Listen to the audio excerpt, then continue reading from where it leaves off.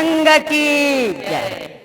सदियों से पहले गुरु का दरबार था, गुरु का दरबार था, आज भी है और कल भी रहेगा। पूजा तेरी करने को भक्त बेकरार था, भक्त बेकरार था, आज भी है और कल भी रहेगा।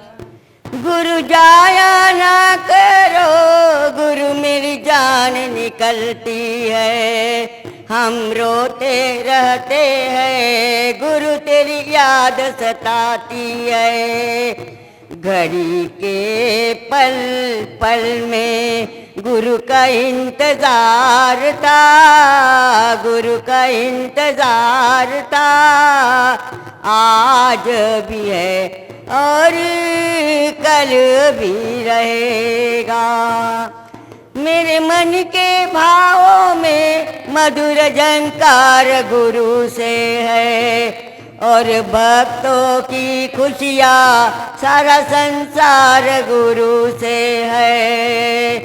मन तो ए मेरा गुरु तेरे दरबार था, तेरे दरबार था, आज भी है और कल भी रहेगा।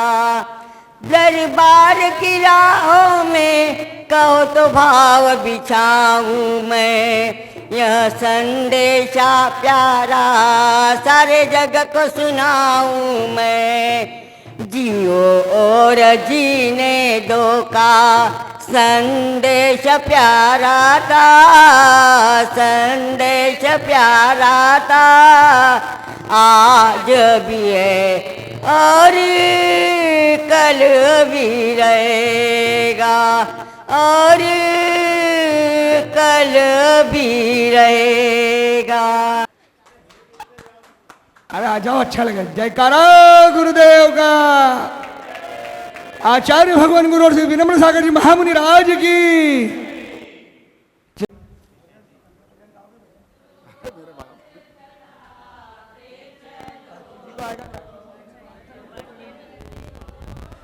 जलाते चलो ज्ञान की गंगा बहाते चलो, ज्ञान की गंगा बहाते चलो।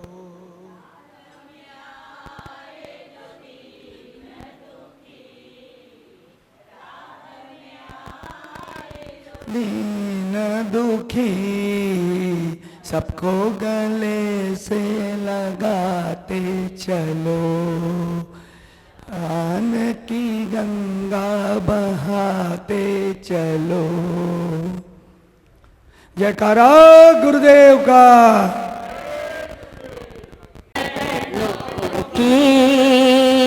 मुझे दूल जो मिल जाए, गुरु की रज पाकर तकदीर बदल जाए। यह मन बड़ा चंचल है, इसे कैसे मैं समझाऊं, जिसे कितना भी समझा वह जिया चले लगता है। गुरु तेरे चरणों मुझे धूल जो मिल जाए। मोरे सुनवा जिनवानी अमृत रसाल रसिया, मोरे सुनवा जिनवानी अमृत रसाल रसिया, आओ रे सुनवा।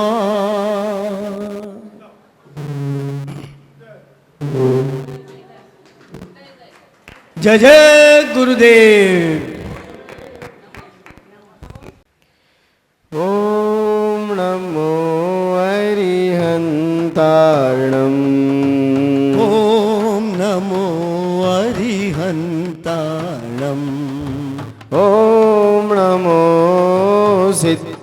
कारणम् ॐ नमो सिद्धाणम् ॐ नमो आयर्याणम् ॐ नमो अय्याणम् ॐ नमो वज्रायणम् ॐ नमो वज्रायणम् ॐ नमो लोहे सवसाहुणम् ॐ नमो लोहे सवसाहुणम् ॐ नमो लोहे सवसाहुणम् ॐ नमो लोहे सवसाहुणम् सर्वादिराजा कमठारत्रोयै यानस्थितशिवफणावेतानि यशोपसर्गं निर्वर्तयतं नमामि पार्श्वं महदाधरेण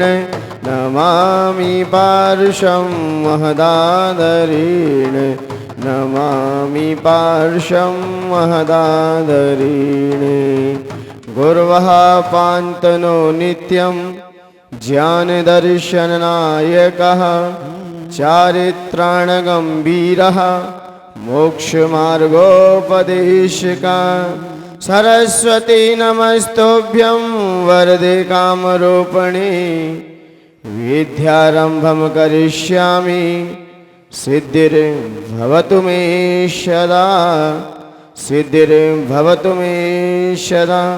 जय बोलिए अनंतानंद सिद्ध परमेष्ठी भगवान की जय। प्रथम तीर्थंकर श्री ऋषभनाथ भगवान की जय। देवाई देवी कजारण से चिंतामणि पारसनाथ भगवान की जय। धर्म तीर्थ शासन नायक अंतिम तीर्थंकर भगवान महावीर स्वामी की जय। आचार्य भगवंत गुरु श्री कुंद कुंद स्वामी की जय। आचार्य भगवंत गुरु श्री वृक्ष सागर जी गुरुदेव की जय। उच्चारणाचार्य श्री विनम्र सागर जी गुरुदेव की जय। अहिंसामयी जैन धर्म की जय। बोले 108 श्री विनत सागर जी महाराज की, 108 श्री विस्मत सागर जी महाराज की, मुनि संघ की। नीतिकार ने एक श्लोक को लिखा, उसमें हम सभी को ये संबोधन करते हुए लिखा कि हमारे अंदर ये गरीबपना क्यों छा जाता है। धन की बात करते हुए तो लिखाई, लेकिन उन्होंने कहा ज्ञान धन भी हमारा क्यों चला जाता है। क्योंकि ज्ञान धन नहीं होगा, वास्तव में ये धन तो हर जगह आपको मिल जाता है। क्योंकि कहते हैं ये धन तो वैसे भी हाथ का मैल कहा है, और तुलसीदास ने भी लिखा है, शुतदारा लक्ष्मी पापी के भी हो। अच्छा वैभव सब कुछ मिलना ये तो सबके ही है, लेकिन फिर भी हमारा ज्ञान की तरफ क्यों नहीं मुखर पाते। तो आचार्य भगवंत ने ज्ञान की लक्ष्मी की चर्चा करते हुए लिखा, जब तक हमारे पास ज्ञान लक्ष्मी नहीं है तो वास्तव में देखा जाए जीवन अधूरा सा महसूस लगता है। मैं भी हूं, जब तक कोई नया चिंतन नहीं आता तब तक मुझे भोजन में भी स्वाद नहीं आता। क्योंकि ऋषियों ने कहा है, मां ऋषियों ने भी कहा है, गुरु महाराज भी कहते हैं कि जब भी जगो जहां सोए हो वहां से 2 कदम आगे, जब सुबह हो तो 2 कदम आगे जाके उठो। नहीं तो फिर हमारा भाई जीवन जी सुबह से लेकर शाम तक नया क्या किया आपने। क्योंकि हमारी सोच, हमारा विचार उस शुद्ध के प्रति होना चाहिए। वो ही है आपका। क्योंकि अभी हमने थोड़ा थोड़ा शुद्ध का चिंतन किया, ज्ञान का मंथन किया, यही हमारे साथ देगा। ज्ञान है तो आपसे लोग चार चर्चा भी कर लेंगे।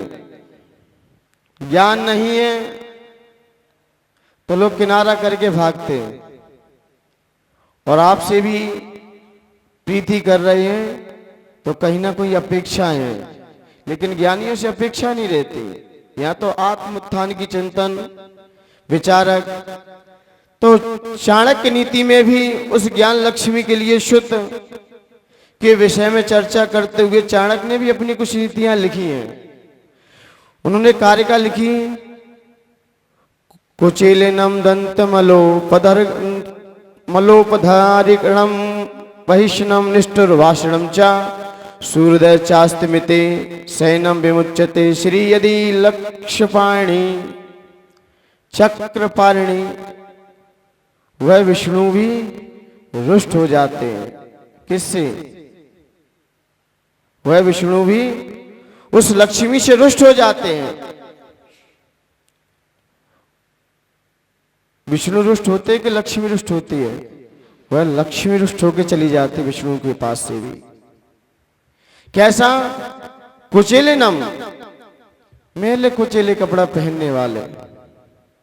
कपड़े भी कैसे पहनो? साफ सुथरे होना चाहिए। आपके पास साफ सुथरे कपड़े होंगे, आप स्वयं साफ सुथरे रहोगे, फिर कोई भी लक्ष्मी हो ये गंदे स्थान पर नहीं रहना पसंद करते। यदि आपके आचार्य भगवंतों ने तो कह दिया ठीक है, इसलिए तो सबसे पहले कहा गया है कि सबसे पहले उठो, कितने भी आपके काम लगे हों, सबसे पहले उठो, स्नान करो। गंदगी नहीं होना चाहिए। विद्या अध्ययन करने से पहले विद्यार्थी कोई भी हो, आप दुकान पे भी जाते हो धन लक्ष्मी कमाने, आप बिना मुंह धो के चले जाना।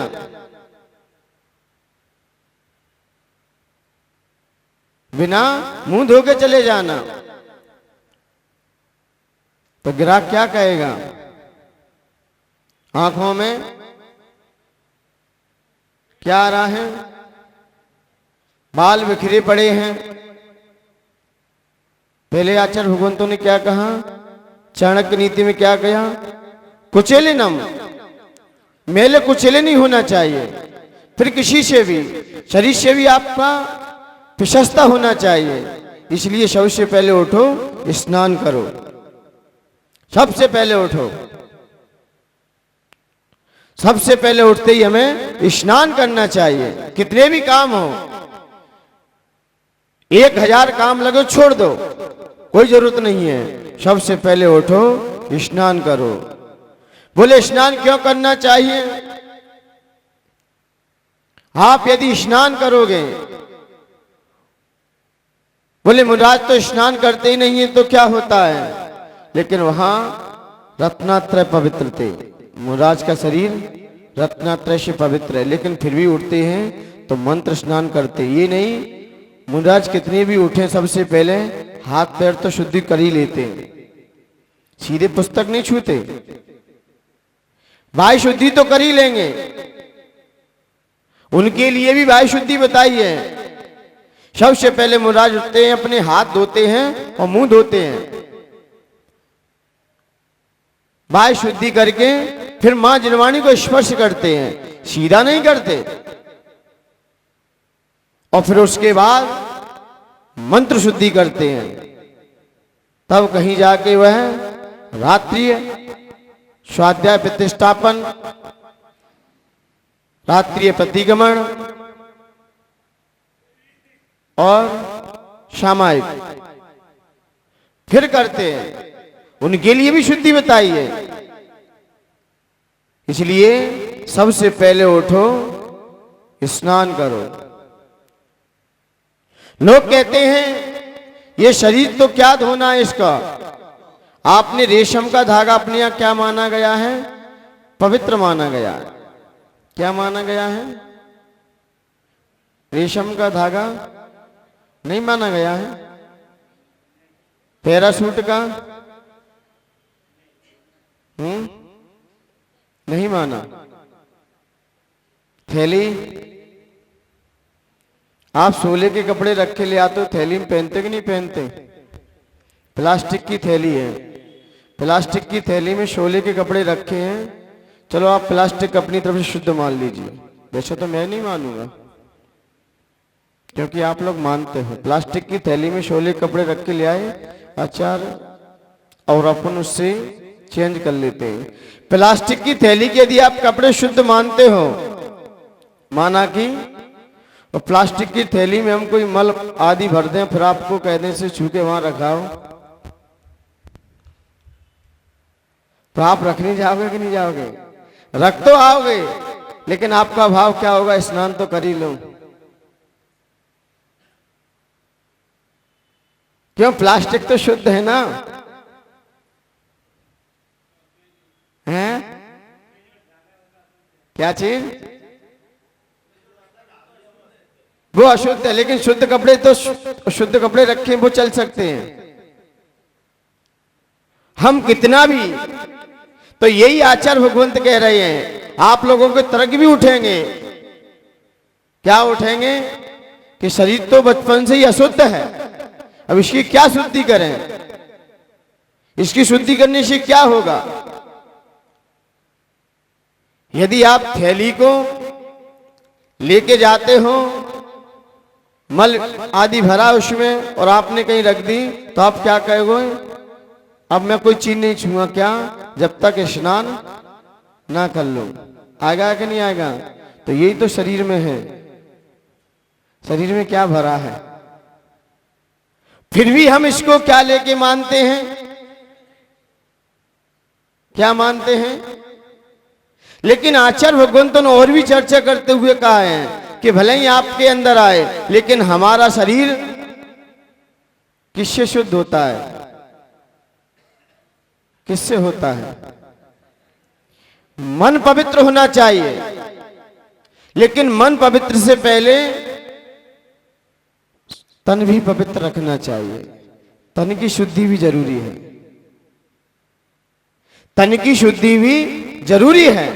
मैं मानता हूं आपके अंदर बहुत सारे तर्क आएंगे, क्योंकि ज्ञानी आत्मा आ सकते तर्क, जब मेरे अंदर आ सकते तो आपके अंदर क्यों नहीं आ सकते?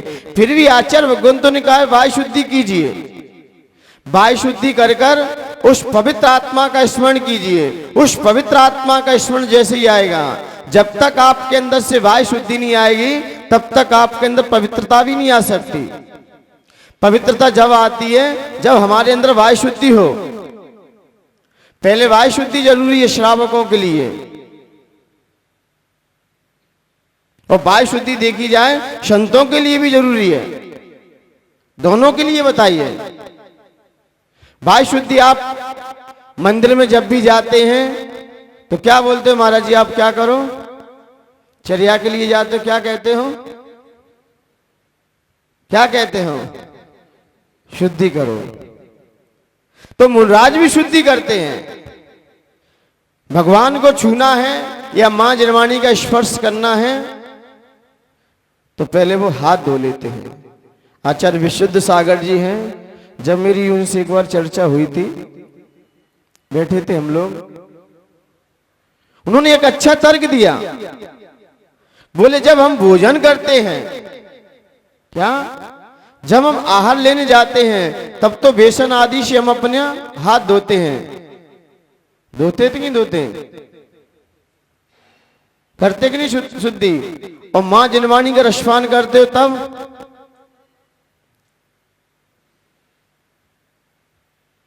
तब भी तो हाथ शुद्ध होना चाहिए। मैं जानता हूं आपका शरीर रत्नात्रय से पवित्र है, लेकिन फिर भी वायु शुद्धि जरूरी है। ज्ञान लक्ष्मी वायु शुद्धि भी चाहती है। आपका पहले शरीर शुद्ध होना चाहिए। आपका शरीर शुद्ध है, पहले शुद्धि चीज होती है, पवित्र तो बाद में होगी। पहले तो आप वायु शुद्धि अनिवार्य है। पहले आप भोजन भी लेके आते हो तो आप तो कहो मेरे तो भाव शुद्ध हैं, फिर कैसा भी ले आओ, चाहे बाजार का हो कहीं का भी हो। अरे पहले शुद्ध होना पड़ेगा आपको। लोग कहते हैं आत्मा तो त्रैकालिक शुद्ध है, मैं मानता हूं, लेकिन वायु शुद्धि भी जरूरी है।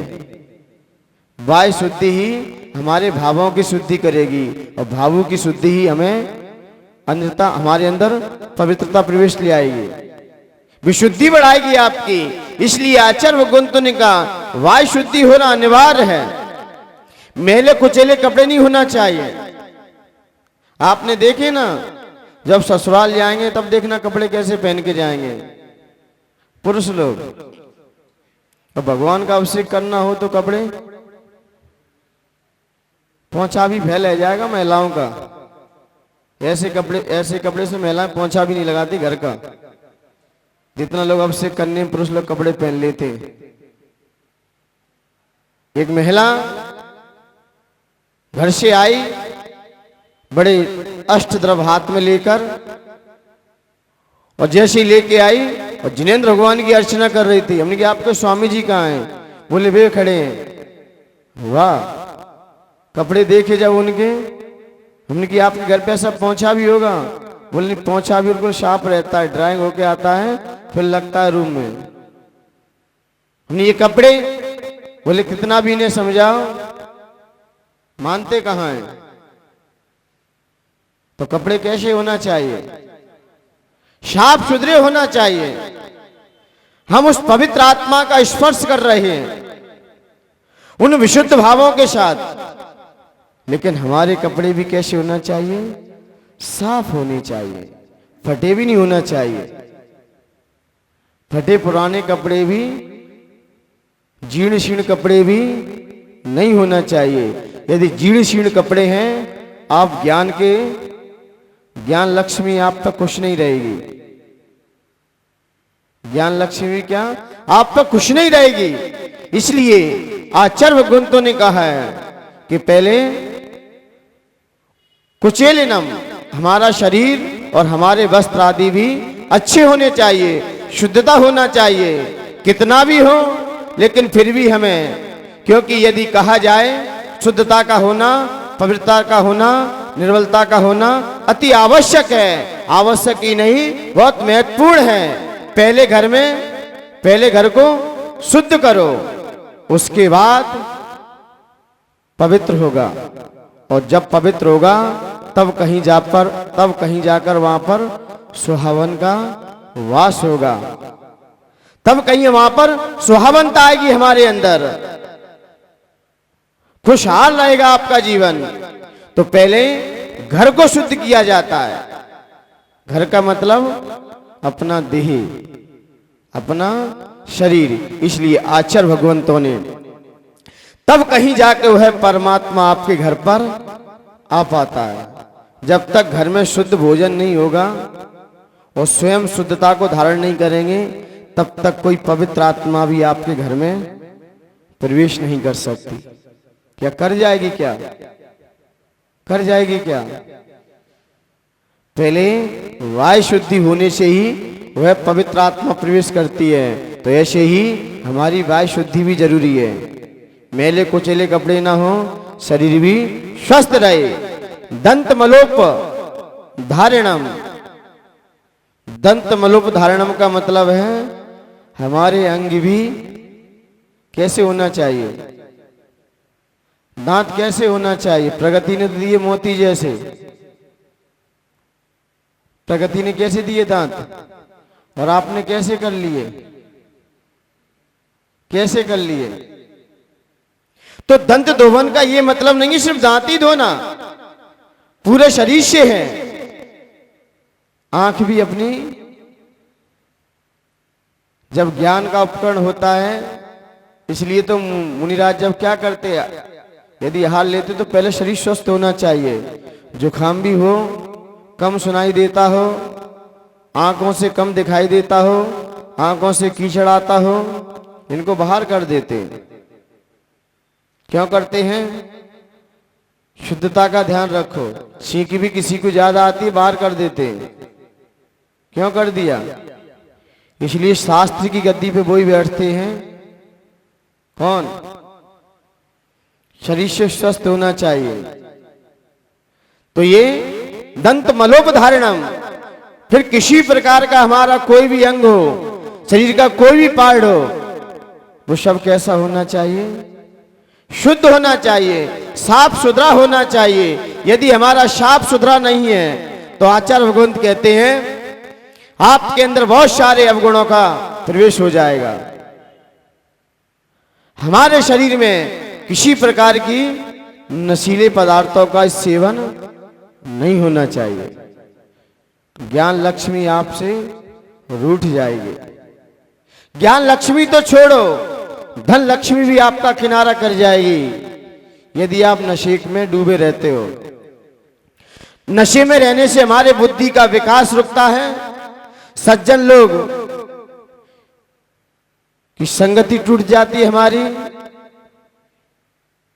पांडवों में भी देखा जाए तो श्री कृष्ण आदि महापुरुष क्या था उनके पास? बुद्धि तेज थी। क्यों तेज थी? कौन सा नशा किया पांडवों ने और श्री कृष्ण ने? ऐसे ऐसे महापुरुष हुए, इनका देखिए जीवन चरित्र, कितने न्याय नीतज्ञ थे, कैसा क्या खाते थे जीवन में। जब भी मुंह खुलता था, किससे खुलता था? मक्खन और दूध से। और आप लोगों का मुंह खुलेगा तो किससे? किससे खुलेगा? व्यक्ति क्या बोलते हैं? क्या बोलते हैं? व्यक्ति। नींद पहले खुलेगी, चाहे ठंडी भी हो जाएगी तब भी नींद, और फिर चाहिए। तो ये तो हमारी आदत है। और फिर कहते हैं हमारे अंदर ज्ञान नहीं आता है, ज्ञान का विकास नहीं हो पाता, ज्ञान का प्रकाश नहीं हो पाता। तो आचार्य भगवंतों ने कहा है कि हमें दूध और मक्खन की संगति करनी पड़ेगी। खाना है तो मुंह में क्या खाओ? मैंने अन्य प्रवचनों में भी आपको संबोधन दिया है, जब जीव आता है तो किसका पान करता है सबसे पहले? मुंह में। मुनराज के भी लिए कह दिया है कि जब भी आहार करने जाओ सबसे पहले अमृत लो, दूध का आहार। और मुझे लगता है सारे तीर्थंकरों सबसे पहले क्या खाइए? खीर खाइए। और मुनराज भी सबसे पहले दूध ही लेते हैं। लास्ट समय जब उनकी स्टेज चलती है तब भी छाछ रह जाती है, क्योंकि अब और दूध भी शुरू में बच्चों को दिया जाता है तो पानी से मिला मठई जैसा दिया जाता है दूध भी, और अंत समय भी कैसा दिया जाता है? पानी जैसे ही दिया जाता है। जब अपना ओपनिंग और एंड जब दोनों अमृत से हैं तो बीच में हम क्या बोलते रहते हैं? जब ये सत्य है, इसलिए आचार्य भगवंतों ने कहा है संगति के साथ उनका शरीर भी कुछ अलग था। गाय के संगति की तो नीतियां भी खेले। दुग्ध पान मक्खन खाते थे। महापुरुषों का जीवन चरित्र उठाइए। कोई भी घर से जाता था तो मां क्या हाथ में लेके आ जाती थी? यदि मां आपके सामने क्या लेके आती थी?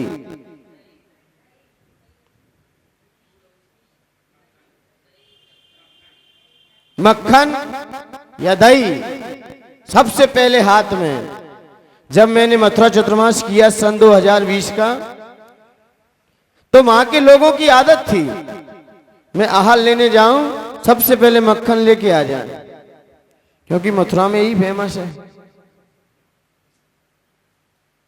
श्रीखंड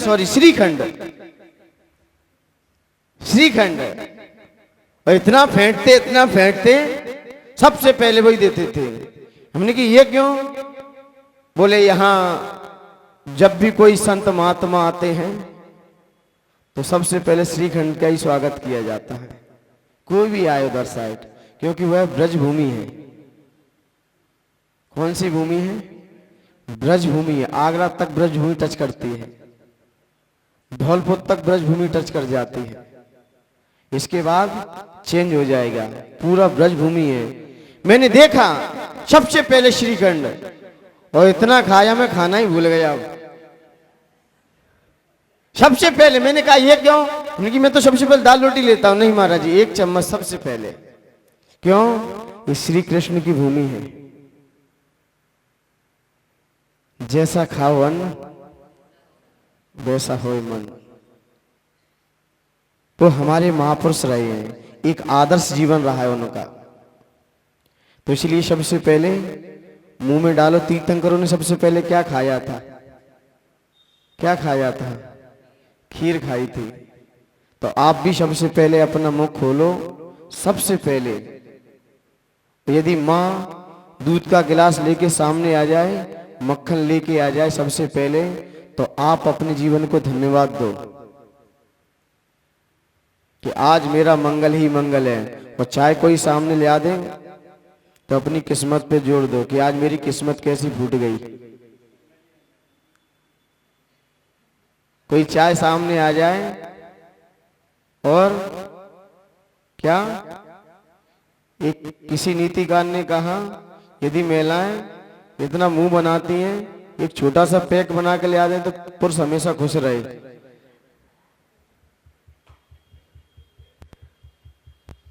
अब किसी का ही पैक हो सकता है। चाय क्या है, उसका भी तो पैक है। अब वो बना के ले आए तो पुरुष खुश रहता है। अरे मान्यवर, सोच बदलो, विचार बदलो। महापुरुषों के आदर्श को आपको अपने जीवन में लाओगे तो मुझे लगता है किसी प्रकार के आपके यहां पर प्रकोप नहीं हो सकता, किसी प्रकार का भी। दुर्योधन उठते ही क्या चाहिए था उसे? सुरापान करता था। कौरवों में कौन थे? दुर्योधन थे। और दुराशासन भी क्या करता था? सबसे पहले दोनों दोस्ती थे आपस में। क्या करते थे उठते ही? सुरापान। देखिए फिर इनका जीवन क्या हुआ लास्ट में। क्या हुआ इनका? ये भी उसी में थे। इनके पास भले ही बाहुबल ज्यादा था,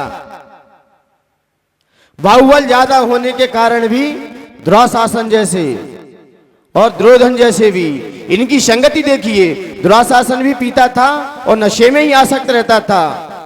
बुद्धि और विवेक और समझदारी तीनों ही नष्ट हो गए। खान पीन से ही हमारे खानदान का पता चलता है। वाणी से आपका व्यक्तित्व का पता चलेगा और खान पीन से हमारे खानदान का पता चल जाएगा।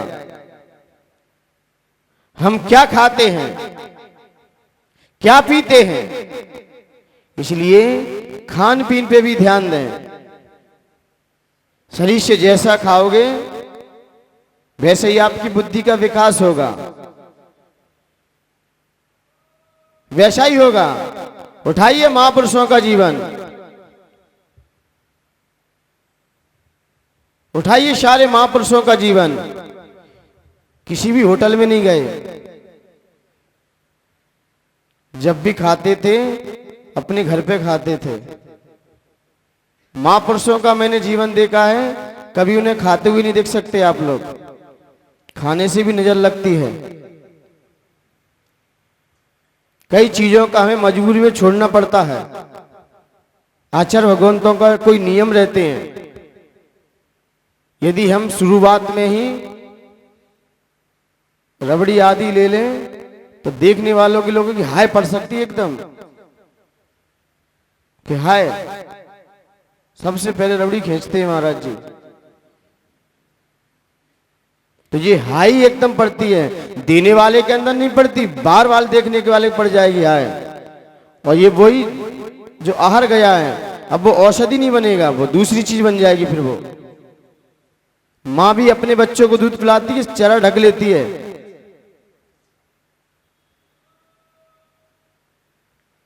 इसलिए कई चीजों में लोग व्यवहार में नहीं लगते। इसलिए दाल रोटी सबसे पहले। क्यों? Tension free. मेरा कोई चीज का त्याग नहीं है, लेकिन कुछ चीज लोक व्यवहार में देखनी पड़ती है। इसलिए खान पीन भी गुप्त होना चाहिए, कोई देख ना ले आपको। सज्जन लोगों को उठाइए, जितने भी लिस्ट उठाइए। मैंने सारे महापुरुषों की लिस्ट उठाई है, जितने भी हुए अपने बीच। उनका भोजन आप देख नहीं सकते आप। इसलिए दाता को आहार देते समय बड़े प्रफुल्लित होना चाहिए, खुशी से देना चाहिए, अंदर से देना चाहिए, कोई चीज का त्याग नहीं है। लेकिन क्या करें, अब महाराज जी ने एक चीज चालू कर दी और चौके चेंज होते रहेंगे, लेकिन मेन्यू वही चलता रहेगा। आप अपनी शक्ति के अनुसार लगाइए, आपकी शक्ति है वैसे लगाइए। अब एक खानदान में तो अच्छा है, उसने 56 भोग बना दिए, लेकिन गरीब परिवार है, वो अपने हिसाब से लगाए, वो देखा देखी नहीं लगाए कि वो क्या लेते हैं। हाँ त्याग है वो आता अलग है कि महाराज जी किस किस का त्याग है, वो त्याग के अनुसार। मेरे साथ नितिन पाटनी थे, मैंने आज तक उन्हें खाना खाते नहीं देख पाया। मैंने कहा आप ऐसा क्यों? बोले किसी के सज्जन लोगों को किसी के सामने मुंह नहीं खोलना चाहिए। और हमारी समाज के लोग महापुरुष उठाइए, जो सज्जन लोग होंगे उनका तुम भोजन नहीं देख सकते। पहले के महापुरुष भोजन करते थे शांति से, क्या खाना है क्या पीना है पता ही नहीं चलता था, क्या खा के आ गए। दो काम हमेशा गोपनीय रखना चाहिए, एक मलमूत्र क्षेपण करते समय किसी को पता नहीं चले कब आए कब चले गए। पहले की देखे ना, सबसे पहले, इसलिए मैंने कहा है सबसे पहले उठो स्नान करो। इसलिए जितने भी पहले हमारे माता पिता रहते थे पता ही नहीं चलता था कब होके चले आए कब आ गए। जाते थे और वहीं स्नान करके वापस आ गए। दो चीज कभी नहीं दिखना चाहिए। इसकी भी हाय पड़ती है एकदम, क्योंकि जितनी भी तांत्रिक विद्या फेंकी जाती है इसी समय फेंकी जाएंगी। मल मूत्र क्षेपण करते समय जब भी बड़े बड़े पर आक्रमण हुआ है, शरीर से कोई भी अशुद्ध पदार्थ निकालना है तो कोई देख ना पाए आपको। ये सज्जनता है हमारे अंदर, ये हमारा विवेक है। क्योंकि इस समय किसी ने पता कर लिया कि आप इस समय मलमूत्र क्षेपण करने जाते हैं और किसी को पता चल गया, उसी समय वो तांत्रिक विद्या पे हावी हो सकती है। क्योंकि इस समय विद्याएं 60 से हो जाती हैं। रुद्रों का क्या हुआ? जब भी रुद्रों पे आक्रमण किया गया इसी समय किया गया था, इसी समय। इसलिए ऐसी चीजें हैं गोपनीय होना चाहिए। इसलिए तो कहते हैं बाहर खड़े होकर कभी ना खाएं, भूल करके भी। सामूहिक भोजन करना तो सब लोग एक साथ भोजन कर रहे हैं, उसमें कोई टेंशन नहीं, उसमें किसी की हाय नहीं पड़ेगी। सामूहिक भोजन है, उसमें भी सज्जन लोग देखना बिल्कुल चुनिंदा की चीज उठाएंगे। भले ही घर पे अच्छे से भोजन करते हैं, लेकिन बाहर निकलेंगे बड़ा कम भोजन करेंगे, हल्का भोजन करेंगे, हल्का भोजन करेंगे। और वहां अपने घर पे ठोस भोजन, क्योंकि बाहर दिखाना पड़ता है कि तो कुछ नहीं खाते हैं। इसलिए बाहर जाओ, ज्यादा मत खा लेना, नहीं लोग क्या कहेंगे फिर। इसलिए उसका भी समझदारी दिखानी है।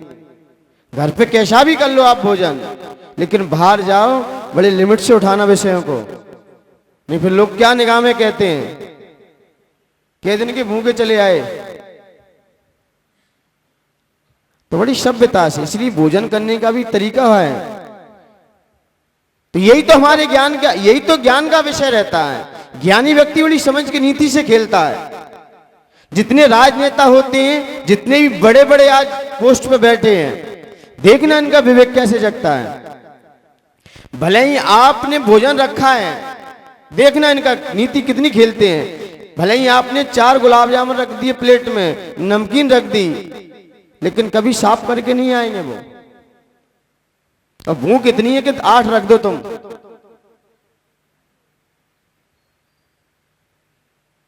दीपक सेठी, मैं गलत तो नहीं बोल रहा हूं। आप मेहमानी करने कहीं भी जाएं, कहीं भी किसी के यहां आप बेटी या बेटी का रिश्ता देखने गए, उसने कोई प्लेट रखी है और आप सुबह से पहुंच गए वहां, प्लेट रख के उसने 4 ही गुलाब जामुन रख के थोड़ी नमकीन रख दी, लेकिन आपकी हिम्मत नहीं कि चारों निपटा दो। और आपकी हिम्मत है कि 4 और रख दे, वो भी हम निपटा देंगे, लेकिन फिर भी यही तो हमारा विवेक है। बाहर जाओ, संभल के खाओ, आसक्ति मत दिखाना बात। घर का भोजन आके कर लो। फिर सज्जन लोग होते हैं पानी पी के चले आएंगे बाहर, कभी चिल्ला चोट नहीं करते। ये सज्जनों की विशेषता रहती है। और मुंह आपको पता ही नहीं चलेगा कब ये खा गए, दांत तो दिखते ही नहीं है इनके। भोजन करते समय यदि दांत दिख जाए तो मतलब भोजन पे आसक्ति है आपकी, ज्ञान का ह्रास हो जाएगा। इसलिए सज्जन लोग दांत नहीं दिखाते, न चपड़ चपड़ करते। खाना खाते समय शालीनता एकदम, पता ही नहीं चले क्या हो गया। वो बड़े सभ्यता से खाते हैं। ये इसलिए तो कहते हैं जिससे खाने की अकल है तो कोई रोग नहीं, और जिससे बोलने की अकल है तो कभी झगड़े नहीं। ये दोनों मुंह से ही होते हैं। किससे होते हैं? मुंह से ही होते हैं। और कई बार कहा है दुकान और मुंह का जब पता चलता है जब खुलती है। दुकान किसकी है किसी को नहीं पता, आपके अंदर क्या है किसी को नहीं पता। जैसे ही मुंह खुलेगा सब पता चल जाएगा कि दुकान किसकी है, सोने की है कि किराने की है कि हार्डवेयर की है। और दोनों काम मुंह से होते हैं, खाते भी हैं और बोलते भी हैं। तो इसलिए यहां पर आचार्य भगवंतों ने कहा नशा युक्त नहीं होना चाहिए। इससे हमारा बुद्धि का विकास होगा। आपका क्या होगा? बुद्धि का विकास होगा। इसलिए मान्यवर हमें इन चीजों पे ध्यान देना चाहिए। ये तो सिर्फ अपने वाय शुद्धि बताइए, ज्ञान के और भी कारण हैं, विवेक के और भी कारण हैं, बुद्धिमानता के और भी कारण हैं। अपन आगे चल के चर्चा इन्हीं संदर्भ में करते रहेंगे, इन्हीं पवित्र भावनाओं के साथ। जय बोलिए महावीर भगवान की।